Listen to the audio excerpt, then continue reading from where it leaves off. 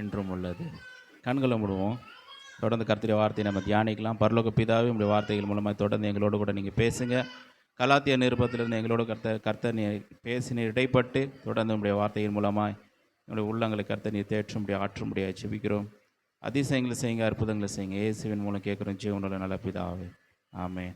ஹல்லேலூயா. கலாத்திய நிருபம் 1வது அதிகாரம் ஒரு பெரிய பிரசங்கம் ஆயிடுச்சு. ஹல்லேலூயா. அதனால் நான் ரொம்ப சுருக்கமான முறையில் கர்த்தருடைய வார்த்தையை சொல்லிவிட்டு ஜெபிக்கலாம் என்று யோசிக்கிறேன். கர்த்தர் நல்லவர், கிருபை என்றும் உள்ளது. சரி, இப்போ இந்த நாளில் கூட கர்த்தருக்கு பயப்படுகிற பயம், கர்த்தருக்கு பயப்படுகிற பயம் என்ற அந்த தலைப்பில் ஒரு சில வாரங்களாக நம்ம இதை ஆரம்பிச்சிட்டோம். முதல்ல இதை ஃப்ரைடே ப்ரேயர் ஆரம்பித்தோம். ஸோ அதை என்ன யோசித்திருக்கணும் அப்படின்னா, இதை ஞாயிற்றுக்கிழமைகளில் பிரசங்கம் பண்ணினா விசுவாசிகளுக்கு சபை யாவருக்கும் அது பிரயோஜனமாக இருக்கும் என்று எண்ணினபடினாலே கர்த்தருடைய வழிநடத்துதல்படி இதை ஞாயிற்றுக்கிழமைகளில் போதிப்பதற்கு நம்ம தீர்மானித்திருக்கிறோம். கர்த்தருக்கு பயப்படுகிற பயம் என்கிற தலைப்பில். ஓகே, 1வது வசனத்தை வாசிக்கலாம். கர்த்தருக்கு பயப்படுகிற பயம் என்றால் என்ன? அந்த கேள்விக்கு ஒரு பதில். இப்போ நம்மளை கேட்டால் கர்த்தருக்கு பயப்படுற பயம்னா என்ன அப்படின்னு சொல்லி நம்மளை கேட்டோம்னா ஒவ்வொருத்தரும் ஒன்று ஒன்று சொல்லுவோம். எல்லோரும் ஒன்று ஒன்று சொல்லுவோம். அதை கேட்குறதுக்குலாம் இப்போ நேரம் இல்லை. அதனால் பைபிள் என்ன சொல்லுதுன்னு பார்க்கலாம். கர்த்தருக்கு பயப்படுகிற பயம் என்றால் என்ன அப்படிங்கிறத வேதம் என்ன சொல்லுகிறது என்று நம்ம பார்க்கலாம். நீதிமொழிக்கு நம்ம திருப்பிக் கொள்ளலாம். நீதிமொழிகள் 8வது அதிகாரம் 13வது வசனம். போதும். தீமையை வெறுப்பதே கர்த்தருக்கு பயப்படும் பயம். எதை வெறுக்கணுமா? தீமையை வெறுக்கணுமா? இந்த உலகத்தில் எல்லா ஜனங்களுக்கும் தீமையை வெறுக்கிறது தான் கஷ்டம். நல்லதை வேணால் வெறுக்கலாம், நல்லது வேணால் வெறுக்கலாம். இன்றைக்கி உலகத்தில் முக்கால்வாசி பேர் இல்லை, 99% வந்து எதை தான் வெறுக்கிறாங்க? நன்மையை தான் வெறுக்கிறாங்க. தீமையை யாரும் என்ன பண்ணுறதில்ல, வெறுக்கிறதில்ல. ஆனால் கர்த்தருக்கு பயப்படுகிற பயம் என்னென்னா, அது அப்படியே ஆப்போசிட்டாக தீமையை வெறுக்கணும், நன்மையை நேசிக்கணும். இப்போ ஒரு கேள்வி, சரி நன்மையை வெறுக்கிறது என்னங்க? நன்மை யாருன்னா வெறுப்பாங்களா? நீங்கள் இப்படி சொல்கிறீங்களா அப்படின்னு ஒரு கேள்வி இருக்கலாம். உதாரணத்துக்கு சொல்கிறேன் பாருங்கள். படிக்கிற பசங்களை காலையில் 5 மணிக்கு எழுந்து படிங்க அப்படின்னா அதை என்ன பண்ணுறாங்க? வெறுக்கிறாங்க. இன்னும் எங்களை காலையில் 5 மணிக்கெலாம் எழுந்து சொல்கிறீங்க, நாங்கள் தூங்க தேவையில்லையா அப்படின்னு சொல்லிட்டு என்ன பண்ணுறாங்க? காலையில் 8 மணி வரைக்கும், 7 மணி வரைக்கும், 9 மணி வரைக்கும் என்ன பண்ணுறாங்க? தூங்குறாங்க. சில பேர் உடல்நிலை சரியில்லாதவங்க என்ன பண்ணுவாங்க, அது வேற கதை. படிக்கிற பிள்ளைங்களுக்கு காலையில் எழுந்து படிங்க அப்படின்னு சொன்னால் என்ன பண்ணுறதில்ல, அவங்களுக்கு அது கஷ்டமாக இருக்குது. நல்லது சொன்னால் என்ன பண்ண மாட்டாங்க, செய்ய மாட்டாங்க. போய் பைபிள் எடுத்து கொஞ்ச நேரம் படினா, சும்மா பைபிள் எடுத்து படிக்க சொல்கிறீங்க. நன்மை என்ன அது வெறுக்கிறாங்க. பைபிளா, ஜபமா, குடும்ப ஜபம் பண்ணிங்களா அப்படின்னா, குடும்ப ஜபமா ஒரு நாள் 2 நாள் உற்சாகமாக பண்ணுவாங்க. 3வது நாள் என்ன பண்ணுவாங்க? வந்துச்சா நேரம் 8 மணிக்கு ஜபமா, 8 ஆயிடுச்சா ஜபமா, சரி இருங்க அதை வரேன், நீங்கள் பண்ணுங்க, நீங்கள் ஆரம்பிங்க, நான் வரேன், அப்படி ஆகிடுதுங்களா? அப்போது நல்லது என்ன ஆகிடுது? வெறுப்பாயிடுது. சில நேரங்கள் ஜபம் வந்து கஷ்டமாயிடுது, வேதம் வாசிக்கிறது கஷ்டமாயிடுது. நல்ல காரியங்களை ஒழுக்கங்களை சொன்னால் சிலருக்கு அட்வைஸ் பண்ண என்ன பண்ணுறதில்ல, பிடிக்கிறது இல்லை. எனக்கெல்லாம் நீங்களாம் வந்து அட்வைஸ் பண்ணாதீங்க, எங்களுக்கு எல்லாம் தெரியும் அப்படின்றாங்க. நல்லது சொன்னால் பெரியவர்கள் சில காரியங்களை, நல்ல காரியங்களை சொன்னால் ஜனங்களுக்கு என்ன பண்ணுறதில்ல, அது பிடிக்கிறது இல்லை. சொல்லாதீங்க, நீங்கள் சொல்லாதீங்க, நான் பார்த்துக்கிறேன்றாங்க. அதுபோல் நன்மையை வெறுக்கிற ஜனங்கள் தான் அதிகமாக இருக்கிறார்கள். ஆனால் கர்த்தர் சொல்கிறார், தீமையை வெறுப்பது கர்த்தருக்கு பயப்படுகிற பயம். அப்போ தீமையை எப்படி வெறுக்கிறது? இது வந்து கர்த்தருக்கு பிடிக்காத காரியம், கர்த்தர் விரும்ப மாட்டார், இதை நம்ம என்ன பண்ணக்கூடாது, செய்யக்கூடாது. இது பிறருக்கான ஒரு காரியம், இது எனக்கு தேவையில்லை, இது என்னுடைய ப்ராப்பர்ட்டி கிடையாது, இது என்னுடைய பொருள் இல்லை, இன்னொருத்தவங்களுடைய ப்ராப்பர்ட்டி நான் என்ன பண்ணக்கூடாது, அதை நான் எடுத்து வச்சு கர்த்தர் வெறுக்கிறாரு, இது கர்த்தருக்கு பிரியமில்லாதது, என் சரீரத்தை நான் என்ன பண்ணக்கூடாது, கெடுத்து கொள்ளக்கூடாது, தேவையில்லாத காரியத்தை ஈடுபடக்கூடாது, இது தேவன் வெறுக்கிறாரு, இதை செஞ்சால் எனக்கு பிரச்சனை, கர்த்தர் இதுக்கு இது கர்த்தருக்கு இது பிரியமாக இருக்காது, இதனால் என் வாழ்க்கையில் பிரச்சனைகள் தான் உண்டாகும், இது தேவையில்ல. கர்த்தர் விலக்கி வச்ச காரியத்தை நம்ம என்ன பண்ணக்கூடாது, போய் தொடக்கூடாது. ஹல்லேலூயா. ஆண்டவர் சொன்னார், நன்மை தீமை அறியத்தக்க இந்த கனியை மாத்திரம் என்ன பண்ணாத, புசிக்காது, மற்றதெல்லாம் நீ புசிச்சிக்கோ, எல்லாத்தையும் நீ சாப்பிட்டுக்கோ.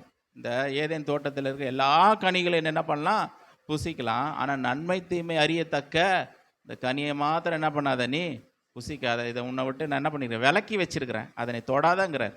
இவன் என்ன பண்ணான், அதை தான் போய் தொட்டான். எல்லாத்தையும் சாப்பிட்டானு தெரியல, இதை முதல்ல போய் என்ன பண்ணான், அதை எடுத்து பறித்து சாப்பிட்றாங்க.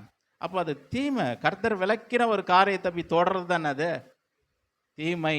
தீமையை ஆண்டவன்னு சொல்லி வெறுக்கணுன்ற, இது தீமை, இது கர்த்தர் உன்னை விட்டு விலக்கி வச்சிருக்கிறாரு, இதை நீ தொடக்கூடாது, இதை எடுக்கக்கூடாது, இது வேண்டாம் அப்படின்னா என்ன பண்ணணும் அப்படின்னா அது வேணாம், தீமை. அல்லேலூயா. பெருமை உள்ளவர்களுக்கு தேவன் எதிர்த்து நிற்கிறாராம். ஐயோ, பெருமை உள்ளவங்களுக்கு தேவன் எதிர்த்து நிற்கிறாராம். வேற யாரும் எதிர்த்து, ஒரு மனுஷன் எதிர்த்து நிற்கல, பிசாசு எதிர்த்து நிற்கல, ஊர் தலைவர் எதிர்த்து நிற்கல, சிஎம் எதிர்த்து நிற்கல. யார் எதிர்த்து நிற்கிறாராம்? தேவன் எதிர்த்து நிற்கிறார். அப்போ மனுஷன் எப்படி நடந்துக்கணும், தாழ்மை உள்ளவனா நடந்துக்கணும். ஐயோ, இந்த வீண் பெருமை எனக்கு தேவையில்லை, எல்லாம் என்னால் முடியும், நான் எல்லாத்தையும் செஞ்சிடுவேன், நான் எல்லாத்தையும் சாதிச்சு நான் பார்த்துக்கிறேன் அப்படின்னு நினைக்கிறது தானே அது பெருமை. அது கிடையாது. இல்லை, தேவன் எனக்கு எல்லாவற்றையும் செய்கிறவராக இருக்கிறார், எனக்கு நன்மை செய்கிறவர் அவர். நான் பெருமை பாராட்ட மாட்டேன். என்னுடைய வாழ்க்கையில் கர்த்தர் எனக்காக யாவையும் செய்து முடிப்பார். அவர் எனக்கு என்ன கொடுக்குறாரோ அதை நான், எனக்கு அது போதும். அவர் எந்த வழியில் என்னை காட்டுறாரோ, நம்ம பாட்டு கூட பாடணும், நீ காட்டும் வழியில் நான் என்ன பண்ணுவேன் நட. அதுதான் தாழ்மை. அல்லேலூயா. அப்போ தீமை வெறுக்கிறதுனா இது பெருமை, இது எனக்கு வேணாம், இது பொறாமை. நான் ஏன் பொறாமைப்படணும்? கர்த்தர் எனக்கான தேவையை என்ன பண்ணுறார், எனக்கு கொடுக்குறாரு. எனக்கு தேவையானது கர்த்தர் கொடுக்குறார். இன்னொருத்தவங்களுக்கு அதிகமாக இருக்கிறத நினச்சி நான் என்ன பண்ணுறதில்ல, பொறாமைப்படணும்னு அவசியம் கிடையாது. எனக்கு எதை கர்த்தர் கொடுத்துருக்கிறாரோ அதில் நான் என்ன பண்ணுறேன், சந்தோஷமாக இருக்கிறேன். அதுக்கு கர்த்தருக்கு நான் என்ன பண்ணுறேன், நன்றி செலுத்துகிறேன். இதுதான் நன்மை, இதுதான் நல்லது. தேவையில்லாத காரியத்தில் நம்ம என்ன பண்ணக்கூடாது, போயிட்டு மாட்டிக்கூடாது. தீமையை வெறுக்கணும். கர்த்தருக்கு பிரியமில்லாத காரியங்களை நம்ம என்ன பண்ணணுமா, வெறுக்க கற்றுக்கணும். ஒரு காரியம், இது கர்த்தருக்கு பிரியமில்லாத ஒரு காரியத்தை நான் பார்க்கும்போது எனக்கு வெறுப்பு வருதா அப்படின்னா அவருக்குள்ள என்ன இருக்கு, கர்த்தருடைய பயம், கர்த்தருக்கு ஏற்ற பயம் இருக்கிறது. ஹல்லேலூயா. ஒரு தப்பு நடக்குது, அப்போ ஏதோ பண்ணிட்டு போகிறாங்க அப்படின்னு அந்த ஒரு இது எனக்கு உணர்வே வரலன்னா கர்த்தருக்கு பயப்படுற பயம் எனக்கு இல்லைன்னு அர்த்தம். ஹல்லேலூயா. ஒரு இடத்துல தப்பு நடக்குது, அந்த தப்பு நடக்கும்போது அதை பார்க்கும்போது நமக்கு எப்படி இருக்கும் அப்படின்னா, விசேஷமாக தேவ பிள்ளைங்கள் தப்பு பண்ணும்போது, உலகத்தில் எல்லாரும் தப்பு பண்ணுறாங்க, ஆனால் ஆண்டவருடைய பிள்ளைங்க, ரட்சிக்கப்பட்ட பிள்ளைங்க, தேவ பிள்ளைங்க, கர்த்தருடைய நாமத்தை தரித்து கொண்ட பிள்ளைகள் தப்பு செய்கிறத பார்க்கும்போது நம்மளால் ஏற்றுக்கொள்ளவே முடியாது. ஹல்லேலூயா. ஏன்னா கர்த்தருக்கு ஏற்ற பயம் அங்கே இருக்குன்னு அர்த்தம். ஹல்லேலூயா. இயேசு கிறிஸ்துவை பற்றி சொல்லப்பட்டிருக்குது என்னென்னா, ஏசாயாவின் தீர்க்கதரிசன புத்தகம் 11வது அதிகாரத்துக்கு போங்களேன். ஏசாயா 11வது அதிகாரம்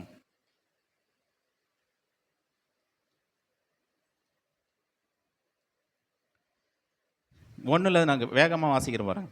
ஈசா என்னும் அடிமரத்திலிருந்து ஒரு துளிர் தோன்றி அவன் வேர்களிலிருந்து ஒரு கிளை எழும்பி செழிக்கும். ஞானத்தையும் உணர்வையும் அருளும் ஆவியும், ஆலோசனையும் பலனையும் அருளும் ஆவியும், அறிவையும் கர்த்தருக்கு பயப்படுகிற பயத்தையும் அருளும் ஆவியுமாகிய கர்த்தருடைய ஆவியானவர் அவர் மேல் தங்கி இருப்பார். ஹல்லேலூயா. யார் மேலே? ஆண்டவராக இயேசு கிறிஸ்து மேலே கர்த்தருக்கு பயப்படுகிற பயத்தின் ஆவியானவர். அப்படின்னா அதுவும் ஆவியானவர் தான். ஹல்லேலூயா. நமக்கு பலத்தை கூட இவர் சொல்கிறார், அப்போஸ்தலனாகிய பவுல் சொல்கிறார், என்னை பலப்படுத்துகிற கிறிஸ்துவினாலே எல்லாவற்றையும் செய்ய எனக்கு பலன் உண்டு. அப்போது நமக்கு ஒரு பலன், சோர்ந்து போகிற நேரத்தில் நமக்கு ஒரு பலன் வருதுங்களா, அது ஒரு ஆவியானவர். ஆவியானவர் கொடுக்குற பலன். ஆவியானவர் நம்ம நிரப்பும் பொழுது நமக்கு ஒரு பலன் வருது.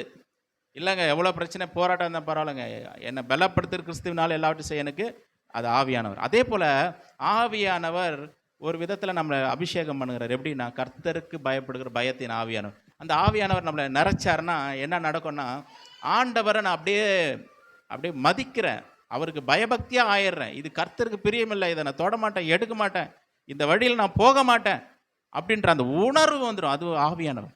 ஹல்லேலூயா. இது மாதிரி ஒரு சம்பவம் இயேசு கிறிஸ்துவின் வாழ்க்கை, இயேசு கிறிஸ்து பற்றி தான் சொல்லப்பட்டிருக்குது. இயேசு கிறிஸ்துவின் வாழ்க்கையில் நடந்த ஒரு சம்பவத்தை சொல்கிறேன் பாருங்கள். அவர் ஆலயத்துக்குள்ளே போகிறார். ஆலயத்துக்குள்ளே போனால் என்ன நடக்குது, புறா விற்கிறவர்கள், காசுக்காரர்கள் இதெல்லாம் என்ன பண்ணுறாங்க, ஆலயத்துக்கு வெளியே இருந்து எல்லாமே பண்ணுறாங்க. அந்த என்ட்ரன்ஸில் போனால் இதெல்லாம் இருக்குது. இதை பார்த்துக்கிட்டு ஏதோ தெரியாமல் பண்ணுறீங்க, ஏதோ பண்ணிட்டு போங்க அப்படின்னு போல. அவர் தேவனுக்கு பிரியமில்லாத காரியங்களை செய்யும் பொழுது என்ன பண்ணுறார், அவருக்குள்ள ஒரு கோபம் வருது. என்ன விதமான தேவ கோபம், அது பேர் என்னது, அது மனுஷ கோபம் இல்லை, தேவ கோபம். என்ன பண்ணுறாரு, அது பார்க்கும்பொழுது எல்லாம் தூக்கி அடித்து எல்லாத்தையும் கவிழ்த்து போட்டு ஒரு கயிறு உண்டு பண்ணி என்ன பண்ணுறார், சாட்டையில் எல்லாரும் போட்டு அடித்து வெளியே துரத்துறார். காரணம் என்னென்னா, அந்த தீமையை பார்த்து என்ன பண்ண முடியல, அவரால் சகிக்க முடியல. தீமையை வெறுக்கிறார். தம்முடைய பிள்ளை இஸ்ரவேல் ஜனங்க எல்லாரும் தம்முடைய ஜனங்கள் தப்பு பண்ணும்போது என்ன பண்ண முடியல, அவரால் ஏற்றுக்கொள்ள முடியல. ஹல்லேலூயா. இந்த கர்த்தருக்கு பயப்படுகிற பயம் என்ன பண்ணணும்னா மற்றவங்களை கூட சேவ் பண்ணும், மற்றவங்களை கூட காப்பாற்றும். நம்மை நாமே காப்பாற்றிக் கொள்வது மாத்திரமல்ல, நம்ம கூட இருக்கிறவங்க காப்பாற்றும். என்ன பண்ணணும், சும்மா இருக்காது. ஏதோ தப்பு பண்ணிட்டு போறியா, போ, உனக்கு என்ன வருதோ நீ பலனை அனுபவிச்சுட்டு போ அப்படின்னு வராது. இந்த பயம் இருந்துச்சுன்னா நீ எப்படி செய்வ, நீ எப்படி இதை பண்ணலாம், பண்ணக்கூடாது, இது தேவன் வெறுக்கிறா, தேவன் அருவருக்கிறா, தேவனுக்கு பிரியமில்லாத காரியம், இதை செய்யக்கூடாது அப்படின்னு தான் வரும். ஹல்லேலூயா. கர்த்தருக்கு பயப்படுகிற பயம். ஒரு பெரிய ஊழியக்காரர் சொன்னார், என்ன சொன்னார்னா, நீங்கள் ஒன்றே ஒன்று மட்டும் ஆண்டவர்கிட்ட கேளுங்க, வேற எதையும் கேட்காதீங்க. நானா ஒன்றே என்ன சொல்ல போகிறாரு, ஆண்டவர்கிட்ட வல்லமை கேளு, வரங்களை கேளுன்னு சொல்லுவாரோ, ஒருவேளை தீர்க்க தரிசன வரத்தை பெற்றுக்கொள்ளுன்னு கேட்பாரோ, இல்லை கேட்க சொல்லுவாரோ, இல்லை சுகமாக்கும் வல்லமையை வரங்களை கேட்க சொல்லுவாரோ அப்படின்னு நினச்சா, அவர் சொல்கிறாரு, எதுவும் கேட்க தேவையில்ல, வரங்கள் கனி எதுவுமே கேட்க தேவையில்ல, ஒன்றே ஒன்று மட்டும் கேளுன்றார். அது என்னென்னா கர்த்தருக்கு பயப்படுகிற பயம். ஹல்லேலூயா. இந்த கர்த்தருக்கு பயப்படுகிற பயம் வந்துருச்சு அப்படின்னா எல்லாமே வந்துடும். இதுதான் பிரதானம், இதுதான் பிரதானம். கர்த்தருக்கு பயப்படுகிற பயம் வந்துச்சுன்னா எல்லாம் தானாக வரும். நம்மளால் சகிச்சுக்கிட்டு இருக்க முடியாது, ஒரு தவறை கண்டு என்ன பண்ண முடியாது, சகிக்க முடியாது. அதை வெறுக்க ஆரம்பிப்போம். ஹல்லேலூயா. அது வெறுப்போம். இது கர்த்தருக்கு பிரியமில்லை, வேணாம், உதறி போட்டோம், தூக்கி எரிஞ்சு போட்டுருவோம். இது தேவனுக்கு பிரியமில்லாதது. ஒரு ஒரு ஒரு ஃபோனில் கூட தேவையில்லாத காரியங்கள், இது என்ன இது, இது கர்த்தருக்கு பிரியமில்லாத காரியம் தான், பார்க்கக்கூடாது. நான் நேரத்தை சரியாக என்ன பண்ணுறேன், நேரத்தை செலவழிக்கலை, தவறாக நான் என்ன பண்ணுறேன், தேவையில்லாத காரியங்களை, தேவையில்லாத ஷார்ட்ஸ் பார்த்து நான் என்ன பண்ணுறேன், நேரத்தை செலவழிக்கிறேன். இது தேவனுக்கு பிரியமில்லை, இதை நான் செய்ய மாட்டேன். இந்த நேரத்தை கர்த்தருடைய சமூகத்தில் உட்கார போகிறேன், ஜெபிக்க போகிறேன், கர்த்தரை துதிக்க போகிறேன், ஆண்டவர் என் வாழ்க்கையில் நன்மைகளை செஞ்சுருக்கிறேன், ஜீவனை கொடுத்துருக்கேன், அவருக்கு நான் நன்றி செலுத்த போகிறேன். அப்படி தான் உணர்வு. ஹல்லேலூயா. அந்த கர்த்தருக்கு பயப்படுகிற பயத்தின் ஆவியான நம்ம நிரப்பும் பொழுது என்ன நடக்குதுன்னா, தேவனை நான் மதிக்கிறேன். ஹல்லேலூயா. தேவனை நான் கனம் பண்ணுகிறேன், தேவனை நான் ஹானர் பண்ணுகிறேன். அவர் பெரியவர், அவர் நல்லவர், அவர் மகத்துவமானவர். ஹல்லேலூயா. தேவனை நம்ம ஆராதிக்கிறோம். எதுக்காக ஆராதிக்கிறோம் அப்படின்னா, தேவன் எப்படிப்பட்டவராக இருக்கிறார் அதற்காகவே நம்ம ஆராதிக்கிறோம். ஹல்லேலூயா. தேவன் நம்மளை நமக்கு நன்மை செஞ்சுருக்கிறாரு, உதவி செஞ்சுருக்கிறாரு, அதுக்கெலாம் நம்ம நன்றி செலுத்துக்கிறோம். ஏன்னா ஆண்டவர் உதவி செஞ்சார், நமக்கு நன்மை செஞ்சார், குடும்பத்தை கொடுத்துருக்காரு, வேலையை கொடுத்துருக்கு, வருமானத்தை கொடுத்துருக்கிறாரு, உணவு கொடுத்துருக்காரு, சாப்பாடு எல்லாம் கொடுத்துருக்கிறாரு, உடை துணை கொடுத்துருக்கு, எல்லாம் கொடுத்துருக்கு. அதுக்கு நம்ம நன்றி செலுத்துக்கிறோம். ஆனால் தேவனை நம்ம ஆராதிக்கிறோம். எதுக்காக நம்ம ஆராதிக்கிறோம், அவர் எப்படிப்பட்டவராக இருக்கிறார் அதற்காகவே தேவனை நம்ம என்ன பண்ணுறோம், ஆராதிக்கிறோம். தேவனை ஆராதிப்பதற்கு வேறு எந்த குவாலிட்டியுமே தேவையில்லை, எந்த காரியமும் தேவையில்லை. தேவன் பெரியவராக இருக்கிறார், அவர் எப்படிப்பட்டவராக, அதுக்காகவே நான் தேவனை என்ன பண்ணுறேன், ஆராதிக்கிறோம். ஹல்லேலூயா. பாருங்கள், இந்த மரம் செடி கொடிக்கு இந்த உலகத்தை படைத்தவர், அண்ட சராசரங்களை படைத்தவர், எவ்வளோ பெரிய தேவன். ஒரு சமுத்திரத்துக்கு முன்னாடி போய் நின்னாலே அதை பார்க்கும்போது நம்ம பிரம்மாண்டமாக இருக்குது. இப்போ இவ்வளோ பெரிய சமுத்திரமா, நடுக்கடல் எப்படி இருக்கும், பயம் வருது நமக்கு. அந்த விண்வெளியை காட்டினாலும் இவ்வளோ விண்வெளி இதெல்லாம் இருக்குது, இவ்வளோ நட்சத்திரங்கள் இருக்குது, எப்படி ஆண்டவர் இதெல்லாம் படைச்சார் அப்படின்னு இருக்குது. அவ்வளோ பெரிய மகத்துவம் உள்ள தேவனுக்கு முன்பதாக நம்ம எப்படி இருக்கணும், அவருக்கு முன்பதாக நடுங்குங்கள், நடுக்கத்தோடு கூட அவரை சேவியுங்கள் வேதம் சொல்லுகிறது. ஹல்லேலூயா. அவர் பெரியவர். அவரை சில பேர் என்ன ஆகிக்கிறாங்க, பக்கத்து வீட்டுக்கார மாதிரி ஆக்கிடுறாங்க அவரை. ஹல்லேலூயா. சாதாரணமாக ஆக்கிடுறாங்க. அதெல்லாம் ஒன்று ஆண்டவருக்கு என் கஷ்டம் தெரியாதா, புரியாது, அப்படி இல்லை. அது மாதிரி இருந்தால் நம்முடைய வாழ்க்கையினுடைய தரமும் அப்படி தான் இருக்கும். அவர் தெரியும், நான் தப்பு தாங்க பண்ணுறேன், இருந்தாலும் ஆண்டவருக்கு தெரியுங்க, அவர் புரிஞ்சுப்பாருன்னா அதுக்கேற்ற மாதிரி தான் நம்முடைய வாழ்க்கை இருக்கும். ஹல்லேலூயா. ஆனால் தேவ பயம் நமக்குள்ளே வந்துருச்சு வச்சிங்களேன், அவர் பெரியவர், தேவனுக்கு இது பிடிக்காது, இது விரும்ப மாட்டார், இது தேவையில்லை, நான் அதை செய்ய மாட்டேன், தேவனை நான் கனப்படுத்த போகிறேன், என் தேவனுக்கு பிரியமாய் நான் வாழப்போகிறேன்ற அந்த ஒரு வைராக்கியம் வந்துடும். அதுதான் கர்த்தருக்கு பயப்படுது. அந்த கர்த்தருக்கு பயப்படுகிற பயம் நம்ம எல்லாவற்றிலிருந்து என்ன பண்ணணும், நம்ம காப்பாற்றும். இன்னொரு வசனத்தை வாசி, நீதிமொழிகள் 16:6. நீதிமொழிகள் 16வது அதிகாரம் 6வது வசனத்தை வாசிக்கலாம். இதுவும் ஒரு தொடர் போதனை தான், ஆனால் கொஞ்சம் கொஞ்சமாக பார்க்கலாம்.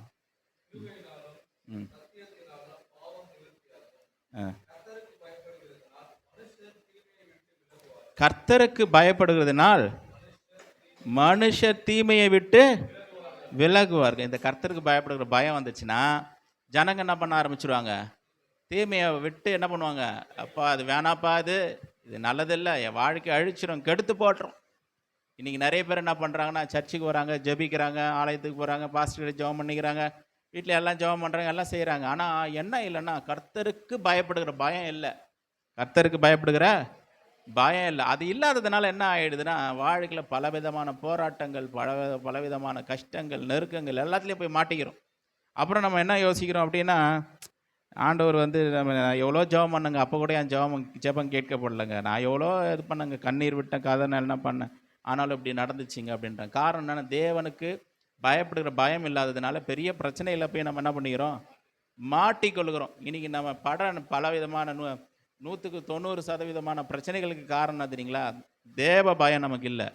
அதனால் போய் மாட்டிக்கிட்டோம். சில காரியங்கள் நம்முடைய வாழ்க்கையில் பிரச்சனைகளாக இருக்குது, போராட்டங்களாக இருக்குதுன்னா, நம்முடைய வாழ்க்கையில் அதுக்கேற்ற தேவ பயம் இல்லாததுனால போய் மாட்டிக்கிட்டோம். இன்றைக்கி நம்ம என்ன பண்ணுறோம், அந்த பிரச்சனையோடு கூட தேவையில்லாத போராட்டத்தோடு கூடவே நம்ம என்ன பண்ணிகிட்ருக்கோம், வாழ்ந்து கொண்டிருக்கோம். காரணம் தேவ பயம் நம்முடைய வாழ்க்கையில் இல்லாததுனால தான். ஹல்லேலூயா.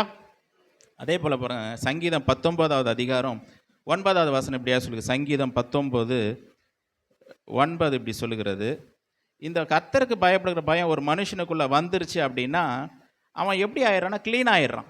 எப்படி ஆயிடுறான்? க்ளீன் ஆயிடுறான், சுத்தமாயிடுறான். ஹல்லேலூயா.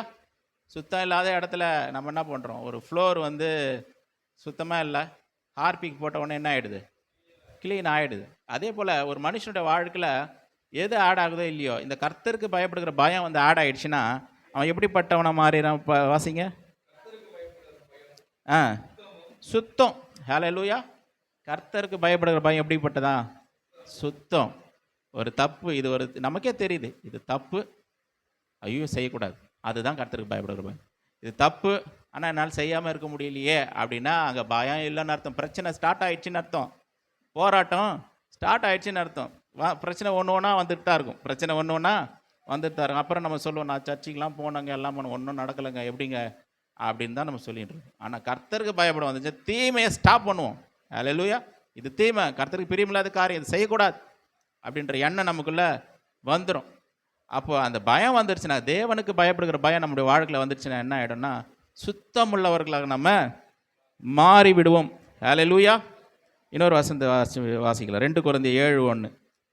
கர்த்தருக்கு பயப்படுகிற பயம் நம்மளை சுத்தவான்களாக மாற்றும், பரிசுத்தவான்களாக நம்மளை மாற்றும். இப்படிப்பட்ட வாக்குத்தத்தங்கள் நமக்கு உண்டாயிருக்கிறபடினால், பிரியமானவர்களே, மாம்சத்திலும் ஆவிலும் உண்டான எல்லா அசுசியும் நீங்க உங்களை சுத்திகரித்து கொண்டு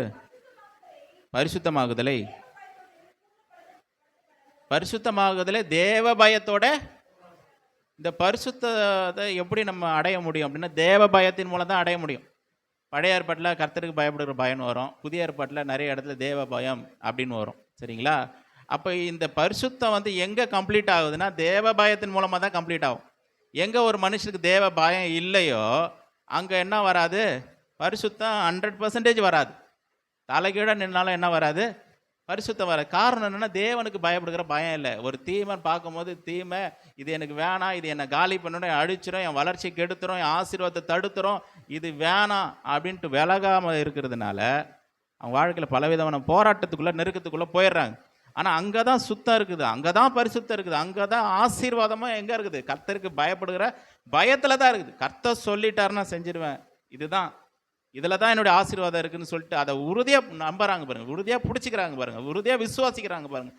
அங்கே தான் என்ன இருக்குது, ஆசீர்வாதம் இருக்குது. அது இல்லாமல் என்ன தான் பண்ணாலும் வாழ்க்கையில் என்ன வராது, ஆசீர்வாதங்கள் வரவே வராது. நீங்கள் பைபிளை வாசினா சுருக்கமாக சொல்லி முடிக்கிறேன் பாருங்கள். பைபிளை நீங்கள் வாசி பார்த்தீங்கன்னா, பயம் வந்து 2 விதத்தில் வருது.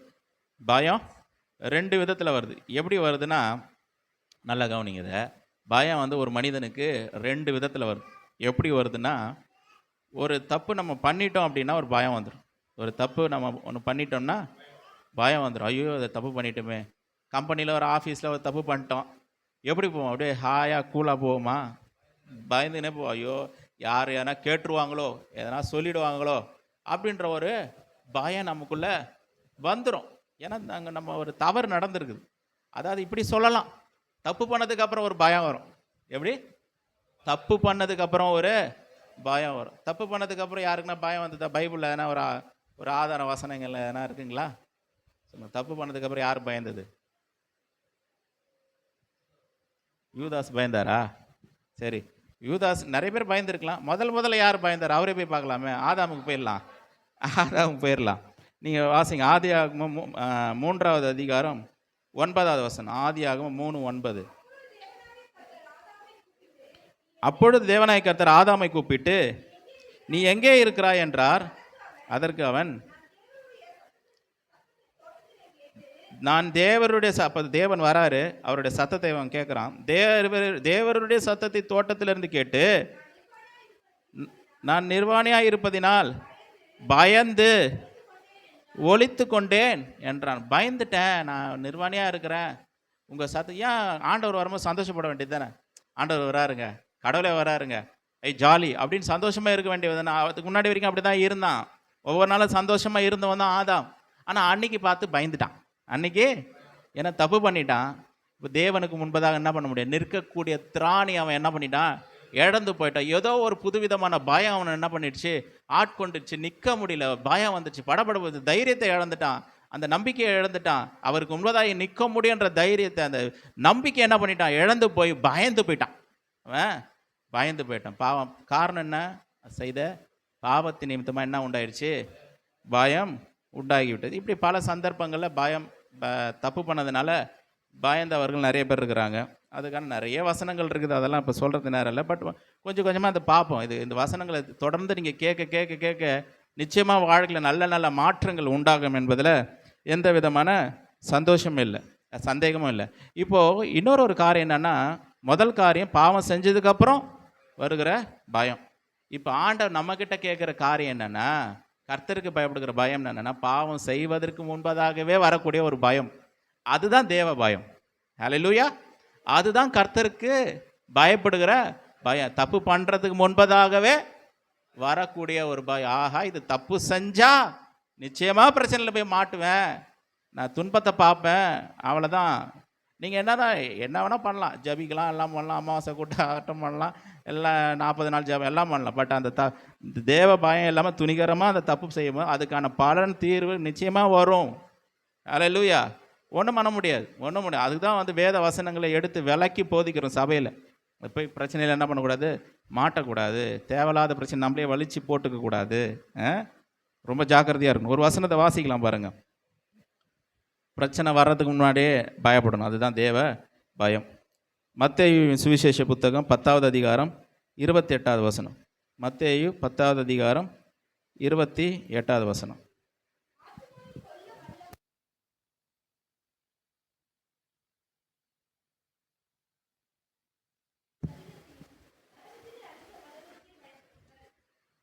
சரீரத்தை மாத்திரம் அழிச்சிட்டு கொண்டுட்டு அதுக்கு மேலே ஒன்றும் செய்ய திராணி இல்லாத மனுஷர்களுக்கு பயப்படாதீங்க. நல்லா கவனிங்க, புரியணும். புரிஞ்சால் தான் நமக்கு இந்த பயம் என்னன்னு புரியும். சரீரத்தையும் ஆத்துமாவையும் கொல்ல வல்ல தேவனுக்கு பயப்படுவாயாகன்றார். அல்லேலூயா. இன்னைக்கு நம்ம தவறு செய்கிறோம், சில காரியங்களை செய்கிறோம் அப்படின்னா அதை பற்றி நம்ம கவலைப்படுறதே இல்லை, அதை பற்றி கவலைப்படுறதே இல்லை. இந்த பாவம் எதுக்கு நேராக நம்மளை நடத்தும்? நரகத்துக்கு நேராக நடத்துமா? அப்படி யோசிக்கணும். நரகத்துக்கு நேராக கூட இந்த பாவங்கள் நம்மளை நடத்துமா? சொல்கிறார் ஆண்டவர், சொல்கிறாரு, தன் சகோதரனை பார்த்து மூடனே என்று சொல்லுகிறவன் எரி நரகத்திற்கு பாத்திரனாக இருக்கிறான். அப்போ அந்த வார்த்தை பயம் வரணும். ஆண்டவர் சொல்லியிருக்கிற படபடம்னு எதையோ பேசிடக்கூடாது. தன் சகோதரனை பார்த்து மூடனே என்று சொல்லுகிறவன் முட்டாள்னு சொல்கிறவன் தன் சகோதரப்பா. அப்படின்னா இப்படி சொல்லலாம், ரட்சிக்கப்பட்ட நானும் ரட்சிக்கப்பட்டிருக்கேன், பிரதர் ரட்சிக்கப்பட்ட, சிஸ்டர் ரட்சிக்கப்பட்டிருக்கேன். அவனை பார்த்து முட்டாள்னு சொன்னான், மூடனேன்னு சொன்னான், அவன் எதுக்கு பாத்திரவனாக இருக்கிறானாம்மா? அது எப்படிங்க சும்மா என்னங்க நான் முட்டாள்னு சொன்னதுக்கு எரினாரு? பைபிள் சொல்லுதே. உண்மையாக கர்த்தருக்கு பயப்படுறவன் வாய முடிப்போம். வீண் வார்த்தைகள் என்ன பண்ண மாட்டான், பேச மாட்டான். மனுஷர் பேசுகிற ஒவ்வொரு வார்த்தைகளுக்கு, வீணான வார்த்தைகளுக்கு என்ன பண்ணணுமா? அவன் கணக்கு ஒப்பு வைக்க வேண்டும் என்று வேதம் சொல்லுகிறது. கணக்கு. அப்போ நம்ம வாயை எந்த அளவுக்கு பயன்படுத்துவோம்? தேவையில்லாத வார்த்தைகளை சொல்லும் போது அதற்கேற்ற நியாய தீர்ப்பு மனிதர்களுக்கு வருகிறது என்று வேதம் வசனம் சொல்லுகிறது. அப்போ சொல்கிறார் ஆண்டவர், கர்த்தருக்கு தேவனுக்கு பயந்துரு, தேவனுக்கு பயந்துரு. ஏன்னா இந்த உலகத்துலேயும் பிரச்சனை இருக்கும், ஆத்துமாவுக்கு கேடு உண்டாகும். ஆத்துமாவுக்கும் ஆண்டவரே இந்த உலகத்துலேயும் நான் நல்லா இருக்கணும், இந்த என்னுடைய காலத்துக்கு அப்புறமும் இந்த உலகத்தை விட்டு பிரிஞ்சு போனதுக்கப்புறம் கூட நான் என்ன பண்ணணும்? என் ஆத்துமா உம்முடைய சமூகத்தில் இளைப்பாறணும் ஆண்டவரே. நீங்கள் சொல்கிறபடி நான் நடக்கிறேன் ஆண்டவர். உம்முடைய வசனத்தின்படி உம்முடைய வார்த்தையின்படி நான் என்ன பண்ணுறேன்? நடக்க விரும்புகிறேன். எனக்கு கிருபை கொடுங்க ஆண்டவர் அப்படின்னு சொல்லி கர்த்தருடைய வசனத்துக்கு நடுங்குகிறவர்களாக, தேவனுக்கு பயப்படுகிறவர்களாக நம்ம காணப்பட வேண்டும். ஹல்லேலூயா. ஆண்டவர் கூட ஒரு இடத்துல சொல்கிறாரு, என்னுடைய வசனத்திற்கு நடுங்குகிறவனையே நோக்கி பார்ப்பேன்றார். ஹல்லேலூயா. யாரை கர்த்தர் கண்ணோக்கி பார்க்குறாரா? நம்ம ஜெபம் பண்ணால் கூட ஆண்டவர் கேட்குறாரு. கர்த்தருக்கு பயப்படுறவங்க ஜெபம் பண்ணால் அந்த ஜெபத்தை அப்படி இனிமையாக கர்த்தர் கேட்குறாரு. ஏன்னா அவங்க ஆண்டவருக்கு வந்து மரியாதை கொடுக்குறான், கனத்தை கொடுக்குறான். ஹல்லேலூயா. பாருங்கள், சாதாரணமான மனிதர்களை நம்மளை பார்த்து மரியாதை கொடுக்குறவங்கள பார்த்தா நமக்கு எப்படி இருக்கும்? ரொம்ப சந்தோஷமாக இருக்கும். நம்ம போனால் எழுந்து நிற்கிறாரு ஒருத்தர், நம்ம போனால் மரியாதையாக நடந்துக்கிறாரு, நமக்கு அவ்வளோ ஒரு மரியாதை கனத்தை கொடுக்குறாருன்னா அவங்கள பார்க்கும் போதே நமக்கு ஆசையாக இருக்கும். அவங்க ஃபோன் பண்ணால் என்ன பண்ணுவோம்? டக்குன்னு எடுப்போம். ஏன்னா நம்மளை அவ்வளோ ரெஸ்பெக்ட் பண்ணுறாங்க, அவ்வளோ மரியாதை கொடுக்குறாங்க. நம்ம போயிட்டாலே அவ்வளோ ஒரு அந்த மரியாதையும் கனத்தையும் கொடுத்து அவ்வளோ சந்தோஷப்படுறாங்கன்னா அவங்கள பார்க்குறது நமக்கு சந்தோஷமாக இருக்கும். அவங்கக்கிட்ட பேசுறது நமக்கு சந்தோஷமாக இருக்கும். அவங்க ஃபோன் பண்ணாங்கன்னா எந்த ஃபோன் எடுக்கிற மேலே அந்த ஃபோனை டக்குன்னு எடுப்போம். ஏன்னா நம்மளை ரொம்ப மதிக்கிற ஒரு நபர். நமக்கே அப்படி இருக்குதுல்ல, அப்போ ஆண்டவருக்கு எப்படி இருக்கும்? தமிழத்தில் அந்த பயபக்தியை காட்டுறவங்களுக்கு ஆண்டவர் என்ன பண்ணுறாரு? அவருடைய செவியை அவை சாய்க்கிறார். அவர்களுடைய ஜெபத்தை கர்த்தர் கேட்கிறார். அவருடைய ஜெபத்தை கர்த்தர் தள்ளுவதில்லை. ஏன்னா என் வசனத்துக்கு கர்த்தருக்கு பயப்படுறதுன்னா என்ன அப்படின்னா, சுருக்கமாக சொல்லணும்னா அவருடைய வசனத்துக்கு பயப்படுறது. ஹல்லேலூயா.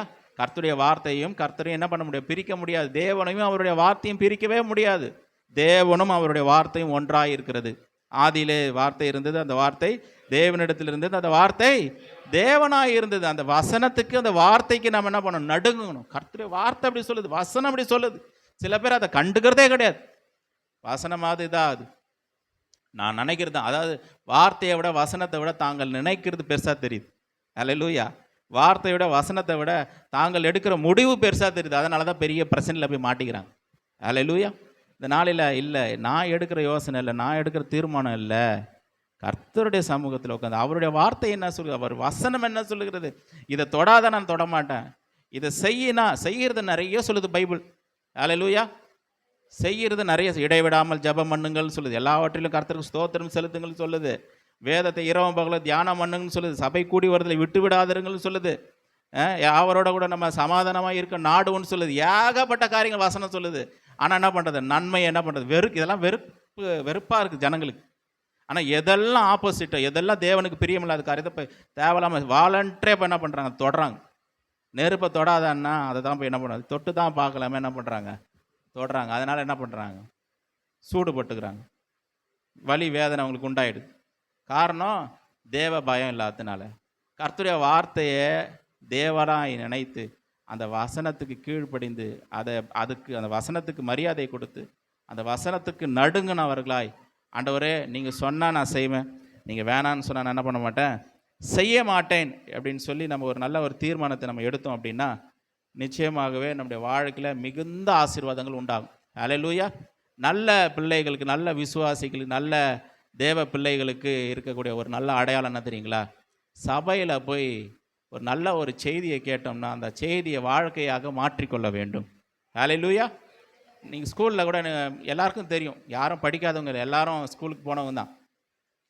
நிறைய பேர் ஸ்கூலுக்கு போகிறது எதுக்காக போகிறாங்கன்னா எப்படியாவது என்ன பண்ணுங்க, 7வது படித்தா 8வது போயிடணும் அப்படின்ற நோக்கத்தோடு தான் என்ன பண்ணுறாங்க? ஸ்கூலுக்கு போகிறாங்க. எப்படியாவது காலாண்டில் பாஸ் ஆகிடணும்னு என்ன பண்ணுறாங்க?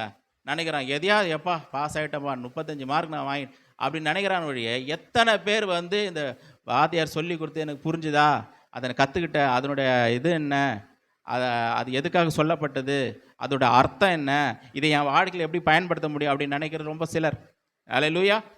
அதனால தான் நீங்கள் சிபிஎஸ்சி ஸ்கூலில் போனால் எப்படி அது ட்ரெண்டு மாறிடுச்சு அப்படின்னா, மார்க்கெல்லாம் 2வது என்ன பண்ணுறான், உனக்கு புரியணும், சொல்கிறத புரியணும், என்ன சொல்லி கொடுக்குறாங்களோ அது புரியணும். அது புரிஞ்சதை நீ எக்ஸாம் ஆன்சர் எழுதுறியா, உனக்கு என்ன புரிஞ்சுது அதை எழுது, உனக்கு என்ன புரிஞ்சுது அதை எழுது.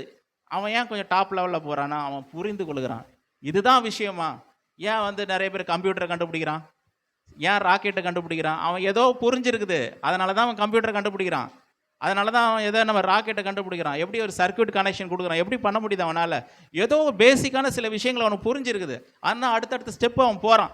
நம்ம எதுக்கு அந்த புரிந்து கொள்ளணும் நம்ம போகலாம். எதுக்காக போகிறோம்? அப்பா நீ டெய்லி ஸ்கூலுக்கு வந்துடு, நல்ல அட்டனன்ஸ் எதையாவது ஒன்று எழுதி வை, பாஸ் பண்ணிடுறேன் அப்படின்னு பழகினதுனால என்ன ஆயிடுச்சு, எதுவுமே புரியல. 7வது போனோம் 8வது போனோம், கடைசி எங்கே தான் வந்து மாட்டினோம்? 10வது 12வது கூட பாஸ் பண்ணிவிடுவாங்க, எல்லாம் மார்க்குக்காக எக்ஸாம் எழுதணுங்க. கடைசியில் பார்த்தா ஒரு டிகிரி வேலைக்கு போனால் எதுவுமே தெரியல. நீ என்ன தான் பண்ணுவோம்? எதுவும் நீங்கள் என்ன வேலை சொன்னாலும் செய்வாங்க. அந்த கல் மல்ல தூக்குறேன், அது ஏன்னா அடுக்கி வைக்கிறேன், அவ்வளோதான் அவனோட நாலேஜ் இருக்குது. நல்ல டிகிரி முடிச்சிருப்பான், ஆனால் என்ன தெரியாது, அவனுக்கு ஒன்றுமே தெரியாது. காரணம் இப்படி படித்து வந்ததுனால. ஆனால் ஏதோ ஒரு நாலேஜோடு போகணும். நான் எதையோ பாருங்கள், சில பேர் கூட ஸ்கூலுக்கு போயிருக்க மாட்டாங்க, 10th 12th படிச்சிருக்க மாட்டாங்க, ஆனால் எதையோ ஒன்று கற்று வச்சுக்கிறாங்க. ஒரு நல்ல கார்பெண்டர், அவர் ஸ்கூலுக்கு பெருசாக ஒன்றும் படிச்சிருக்க மாட்டார், 7வது ஆனால் என்ன பண்ணிட்டார், ஒரு கட்டத்தில் போயிட்டு ஒரு தொழிலை போய் கற்றுக்கினார். அந்த தொழில் கற்றுக்கினார். கார்பெண்டர் வேலை எப்படி செய்யணும், எப்படி ஃபிக்ஸ் பண்ணணும், எங்கே கட் பண்ணணும், என்ன அளவு, மெஷர்மெண்ட்டு, பென்சிலை வச்சு கோடு கிழிக்கிறாரு, ஆணி கரெக்டாக அடிக்கிறாரு, எல்லாம் பண்ணுறாருங்களா இல்லைங்களா? அவருக்கு ஏதோ ஒன்று புரிஞ்சதுனால தான் என்ன பண்ணுறாரு, அந்த தொழிலில் ஸ்டாண்ட் பண்ணி தன்னுடைய குடும்பத்தை அவர் காப்பாற்றிருக்கிறார். நமக்கு ஆவிக்குரிய வாழ்க்கையில் நிறைய காரியங்கள் புரியலை, அதனால தான் பிரச்சனையில் இருக்கிறோம். அது நம்ம புரிஞ்சிடுச்சுன்னா, இது சபையில் போதகர் சொல்லிக் கொடுக்குறேன், இதை என் வாழ்க்கையில் நடைமுறை வாழ்க்கையில் கொண்டு வந்துடணும் அப்படின்ற ஒரு வைராக்கியத்தோடு அதை அப்படியே ஃபாலோ பண்ண ஆரம்பிச்சிட்டோம் அப்படின்னா வாழ்க்கை மாறுவதை நம்ம பார்ப்போம். ஹல்லேலூயா. சபைன்றது ஒரு கணக்குக்காக அல்ல. சர்ச்சில் போய் சேர்ந்துட்டு என்ன பண்ணுவாங்க, கல்யாணம் பண்ணி வைப்பாங்க, ஞானஸ்தானம் கொடுப்பாங்க, நல்லது கெட்டதுன்னா முன்னாடி நிற்பாங்க.